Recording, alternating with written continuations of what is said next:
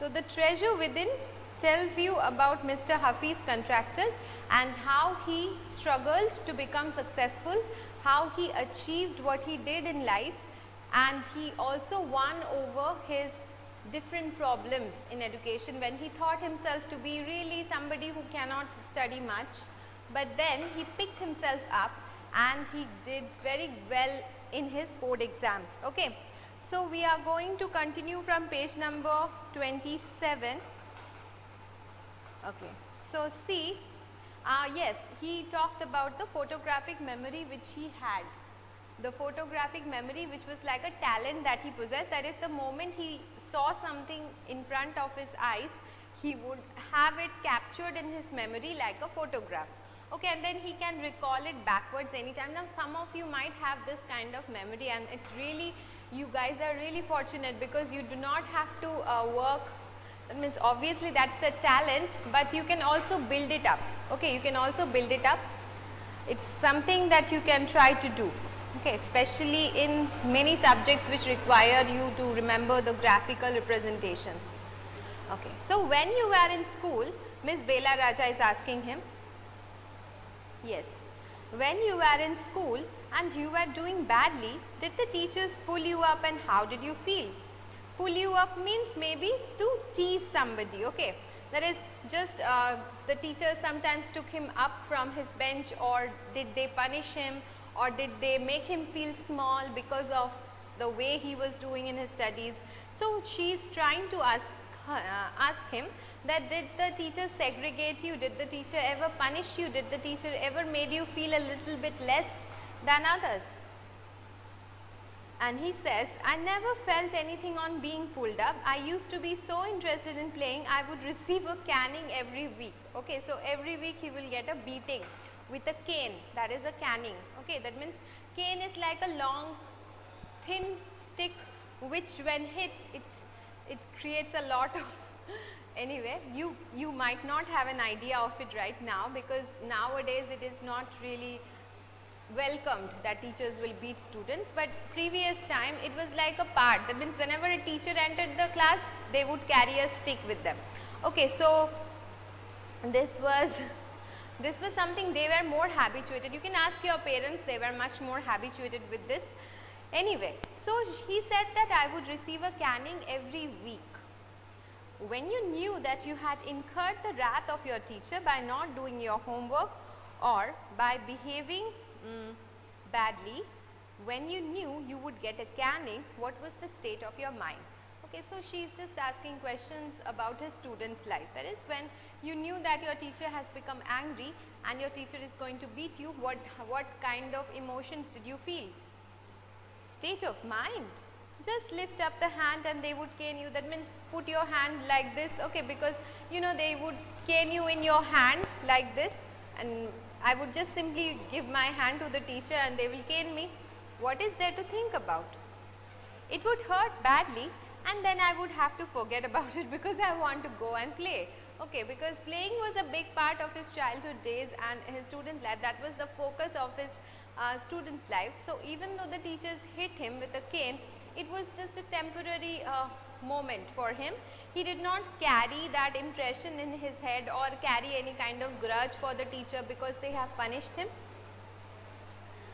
You never felt insecure or threatened, that is, you never had this emotional problems like feeling insecure about yourself, that anytime anybody can come and hit me or something like that, or feel threatened that maybe the teachers are making me an object, okay, making me a target. Most days I am getting beaten. All this kind of things, didn't you feel it? This woman is asking him. But he said, I was just interested in playing and nothing else. I was most interested in funny pranks. One day I did not want to study, so I created a distraction. For 1 whole hour we played chore police. Okay, so he liked more to play and to start a prank in the class. Okay, so he was like a mischief maker in the class, and so because of him he would create such a big distraction that they would get a chance to play games like chore police in the class itself. Every Saturday we were allowed to go into town to see a movie. So what I would do was have no lunch and collect money from 40-50 students and run and buy the tickets. On my way back, I would eat to my heart's content. Okay, that is, he would take the money from them to buy tickets for them also, and he would even skip his lunch, but first he will take the movie, he will go to the movie, take the tickets from there, and then while coming back he would take his lunch. I used to be the leader of a gang. Okay, so he was that kind of boy. Okay, that kind of a guy who would be the leader of a gang. That is the person who would create new ideas, the person who would give some new ideas of mischief or whatever. Whatever decision was made, he was like the leader of it. We would have gang fights and plan strategies. These things used to interest me more than any academics. Okay, so he did everything else except studying. Students used to book my textbook for the following year because they were almost brand new. I probably opened them one day before exams.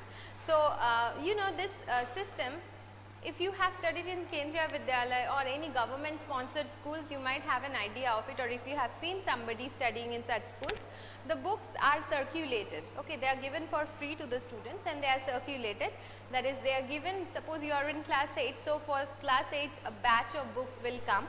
Some of them will be used books, some of them might be new books. Now, whenever somebody, when you are studying in class 8, a class 7 student might come up to you and say, Ki, I will take your book the next year, so please give it to me, okay, in the next year.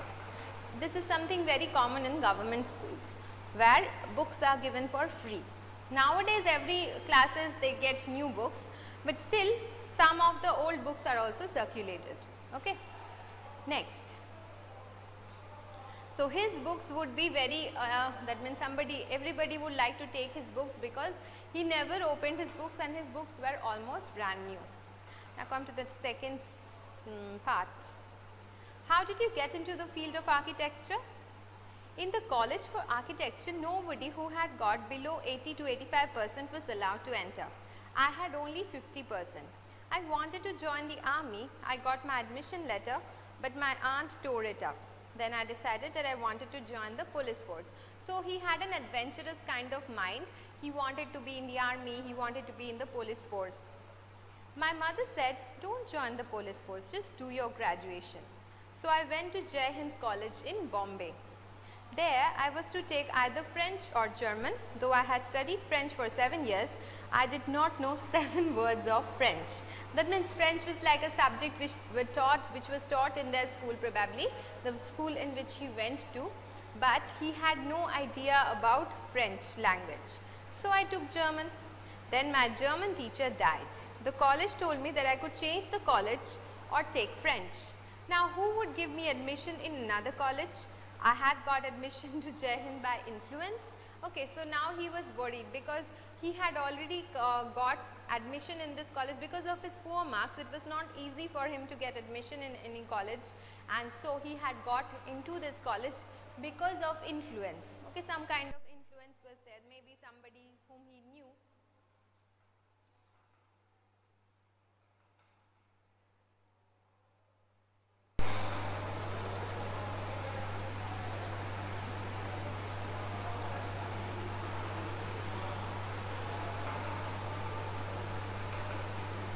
Yeah, so maybe somebody whom he knew had made it easy for him to get into the college. So, he had gotten in some kind of influence and got admission in Jai Hind. Now, how would he get admission in another college? So, I thought, okay, I will take French, and I started learning French again. I learnt it from my cousin. She was an architect's wife. I was going to an architect's office to learn French. So, I was going to her place, and her husband was an architect, and she used to teach him French. Then Ms. Bela Raja says, was it then that you wanted to do architecture? Actually, it all happened quite by chance.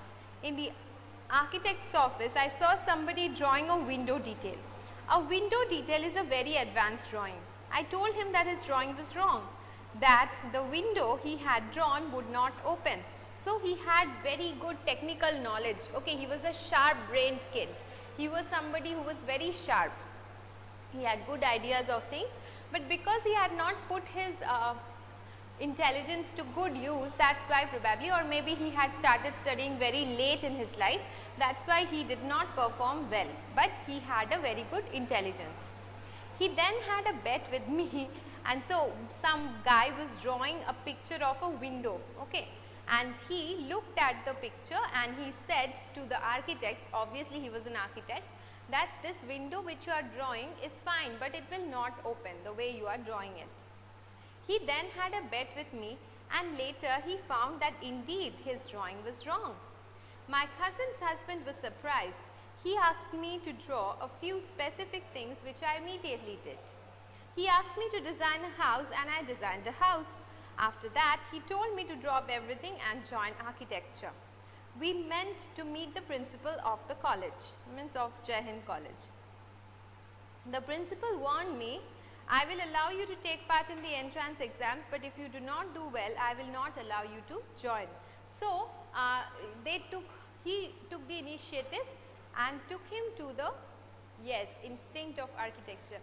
And the guy himself, that means the cousin's husband, he took him to the college of architecture for admission, and the principal said that I will let you appear in the entrance exam.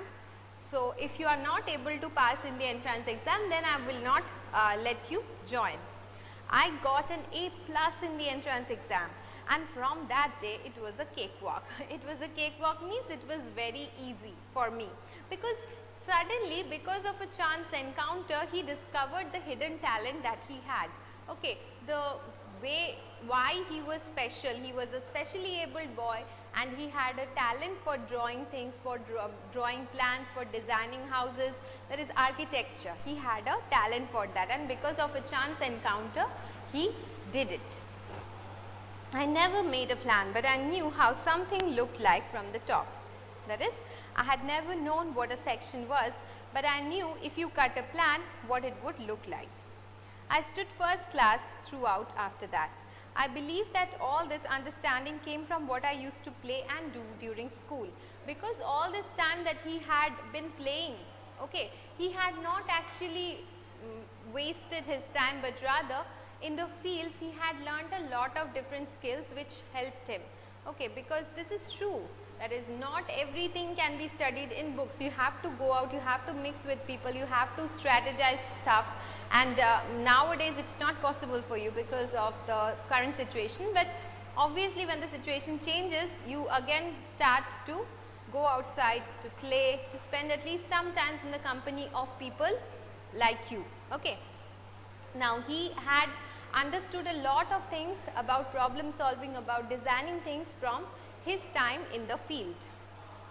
I had a friend called Behram Divecha. We used to have competitions between us for designing forts, guns and ammunition. Each of us would design something in an effort to be different. So, this was something that helped him in his later life, okay, this designing skill. In school, when I was in the 2nd or 3rd standard, one of my teachers, Mrs. Gupta, saw my sketches. Yes, everything, and it's up to you to take the positive out of everything, okay. So, this woman who was his teacher, she saw his sketches and told him, see, you are useless in everything else, but your sketches are good. When you grow up, you become an architect. Okay, he remembered that one teacher had told him that the way you design things, that is really excellent. So, when you grow up, you can become an architect. I did not know at the time, but she was right. Later, after I became an architect, I went back to meet her and tell her. Okay, so he remembered. Why do you think you did not like studies? Was it because you felt you could not cope, could not deal with the curriculum? So, this woman is trying to probe into his life, trying to find out why he did not like to study or why he didn't do well as his friends did. I was very bad at languages. Science and geography I could deal with. Maths was very bad. I was just not interested. I was studying for the sake of studying. What they taught me today, I would forget after 2 days. I would not bother to begin because there was no application of mind there to begin with. So, he believed that subjects in which there was not any application of mind directly, did not appeal to him. Okay, so he liked science and geography, but he did not like the other subjects which were taught to him. Did you think that what they taught in school was boring, or did you feel that once you understood the concept of what was being taught, you lost interest in the rest of the lesson? Then he says, living in a boarding school is difficult. We were just living from day to day. Nowadays there are so many tests. Back then whenever we had tests, we used to just copy. The teacher thought that we had done our work. Okay. So he used to live in a boarding school, okay, and it was really tough for him because no specific attention was given to individual children. Work was given to them and they were supposed to do something. They were supposed to appear in exams, but whenever the exams came, maybe the teacher did not supervise them as well and they would copy the answers, and that's how they would pass.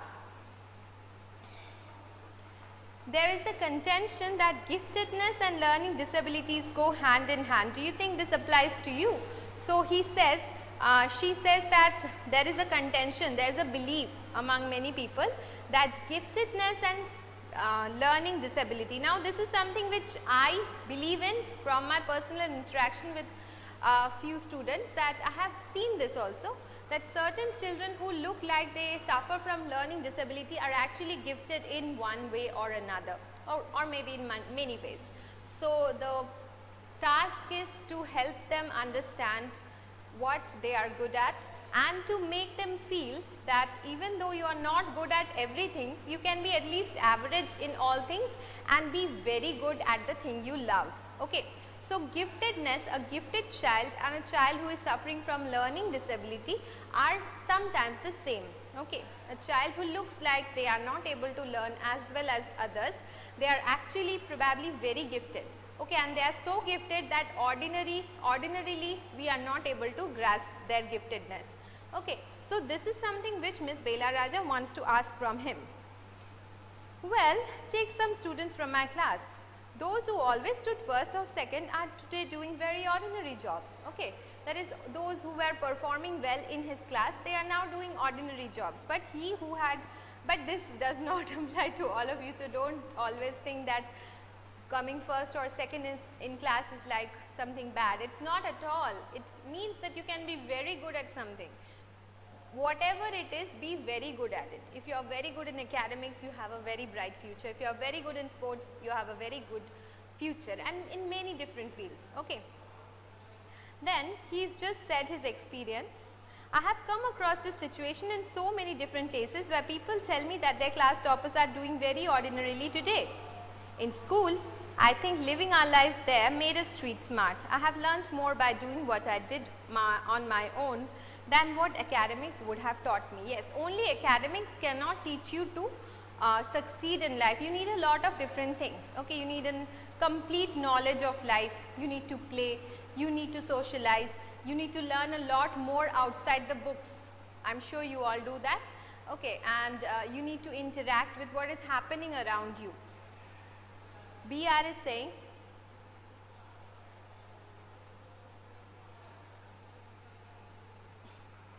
that is because the personality and skills were there.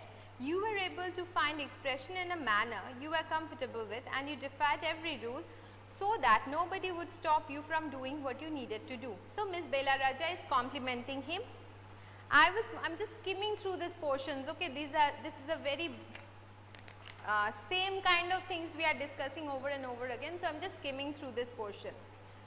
So he says, I was more interested in other things. If, for example, while in class it started raining outside, I would think of the flowing water and how to build a dam to block it. So he had an innovative mind. Okay, he always had this innovative ideas that suppose the rain is falling. So what if the rainwater is flowing in this manner, and if I build a dam, how can I build a dam to stop the water? I would be thinking about the flow of water within the dam and how much of water the dam would be able to hold. That was my interest for the day. So he had an innovative mind. Okay, so he could understand all these technical details of how much height the dam should be built in order to hold the water. All these things used to go through his mind. When students lost a button while playing or fighting, they would come running to me and I would cut a button from them. from chalk using a blade. Discipline in the school was very important and no student could afford to have a button missing. Okay, suppose one of the buttons of their shirt, it seems to be a boys boarding school, so one of the buttons supposedly got away. Okay, somehow they lost it. So he would do what? He would take a piece of chalk and from there he would cut exactly the size of the button and they would fix it, so that the teacher is not able to get it. The student would get past dinner with a full neat uniform and after that it did not matter. Coming to the present, how do you decide as to what kind of structure you want to give a client? That is, how do you decide what kind of structure you want to give or you want to make for a client? I look at the client's face, his clothes, the way he talks and pronounces, the way he eats, and I would know what his taste would be like. So he was very good at judging people also. Okay, he was very good at understanding a person from their expression, that what kind of a person this man is or this woman is. Are they delicate? Are they adventurous? Are they extremely perfectionist, or do they like something different from the convention? So from their features, from their facial expressions, from the way they talked, everything, he understood what kind of structure would appeal to them. I can relate to people in a way that would be comfortable. I sketch very spontaneously on a paper on the spot. That paper I give to my people in the office. Okay, so he makes the sketch just after talking to the client. He gets an idea what kind of a building the client would like, and he makes a sketch of that, and then instinctively he makes it, and then he would give the sketch to his people in the office. Okay, and they would look after the rest. You do it instinctively. Call it instinct, call it arithmetic, whatever. Now it comes to me like mathematics. Putting design, construction, psychology and sociology together and making a sketch from all that is mathematics. That is, joining all these things together and building a sketch out of that is like solving a maths problem for him. Here we almost come to a full circle where Mr. Contractor has derived his own interpretation of mathematics, taking it from a subject he hated to a subject he now loves dealing with. Okay. So again, the end of the chapter, in the end of the interview, he says, or he brings back the way his work is being compared to mathematics.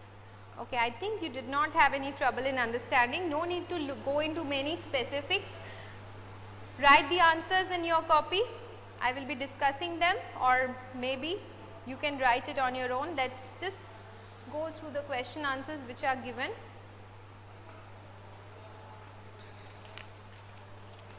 First question is, what did Hafiz Contractor have nightmares about? I think all of you remember this.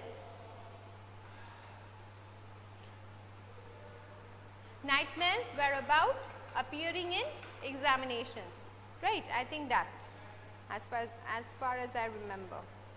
Yes. Continuous nightmares about appearing for a maths examination where I did not know anything. This was his nightmare. He used to dream, he used to have bad dreams about how he is appearing in a maths exam and he has no idea about anything. The next question is, what did the principal say to him which influenced him deeply? Remember this? Tell me. I remember the answer, so I hope you have remembered it as well, because you have much sharper brains than I do.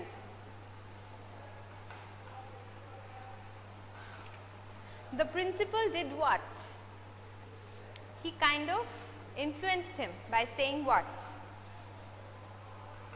And yes, students, just write your names and write present, okay, in the chat box. Those of you who are present, because the attendance will be given. Write your name and write present.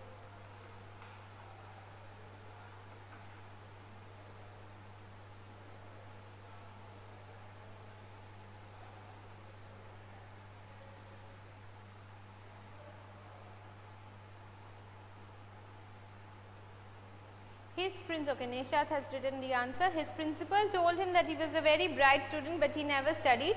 The principal's belief in him influenced him deeply. Yes, that is true, and the principal also reminded him that his father was not alive and his mother has worked very hard to bring bring him up and to pay all his fees. Okay, so he should remember the struggle that she had gone through. He also told him that he had supported him for a long time. Even though he did not perform well, the principal gave him an idea that the principal had helped him so far, but now he had to rise to the occasion and actually study. Okay. Come to the next question. That year I did not step out into the field. What was he busy doing that year? Very easy. He was busy studying, okay, preparing for his board exams. Next question is, what distraction did Hafiz contractor create one day? What was the distraction which he created one day? Remember this? He created a distraction by playing Chor Police for a whole hour. When the studying was going on, they were playing Chor Police, a game. Yes, playing Chor Police, correct. Next is, would you have liked to participate in the distraction that you had you been with him? Obviously yes, right? Anyway, come to the next part of the chapter. Come to the next comprehension checks. Hafiz contractor wanted to join the police force. Why didn't he? Very easy answer. Tell me. Okay, we have run out of time today. All the question answers are very easy. Please attempt to do it on your own, and if you have any trouble in doing them, do let me know. Okay. Thank you students, and do check the YouTube video. Another class 8 video will be uploaded today, 1 or 2. Do check them out as well. Okay. Thank you. Yes, because his mother advised him not to do that. You are right.